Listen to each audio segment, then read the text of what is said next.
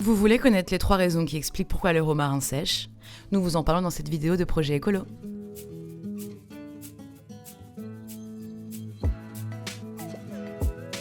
Il est cultivé en intérieur. Cette plante trouve son origine dans les climats méditerranéens. Elle est donc habituée aux milieux relativement arides, avec beaucoup de soleil et peu d'eau. En effet, elle peut supporter des températures allant jusqu'à 40 degrés en plein soleil, et même jusqu'à moins 20 degrés occasionnellement et selon les variétés. Cependant, s'il peut supporter toute cette plage de température, vous vous demandez peut-être comment le romarin qui trône sur le rebord de ma fenêtre peut-il se dessécher? C'est simple, le romarin est une plante d'extérieur. Il est possible de la cultiver en pot, mais elle a toujours besoin d'emplacement extérieur avec beaucoup de soleil.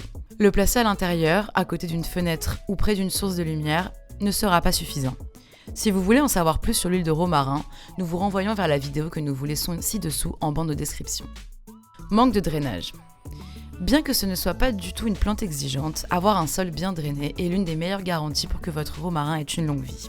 Dans son environnement naturel, cette plante n'est jamais sujette à l'engorgement. Vous devez donc tout faire pour les éviter.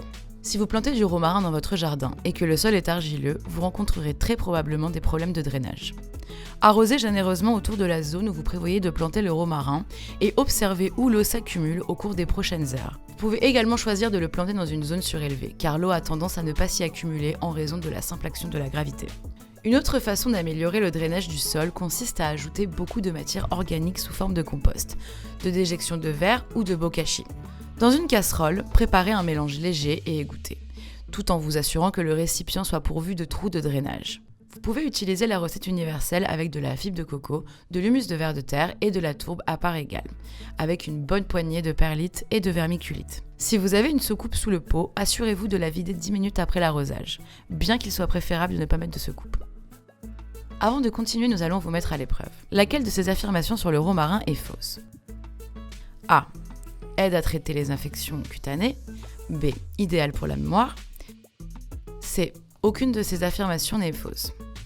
Réfléchissez bien, car la fin de la vidéo vous révélera la bonne réponse. Si vous voulez savoir à quoi sert le romarin, ne manquez pas la vidéo que nous vous laissons dans la bande de description ci-dessous.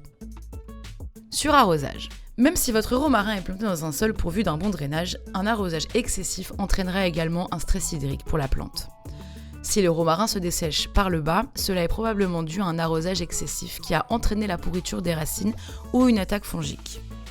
Dans ce cas, laissez le sol sécher complètement avant d'arroser à nouveau, surtout dans le cas où cela se produit pendant les mois froids de l'année. Comment conserver un romarin qui se dessèche? S'il s'agit d'un romarin en pot, la première chose à faire est de le déplacer dans un endroit aussi éclairé que possible, de préférence à l'extérieur.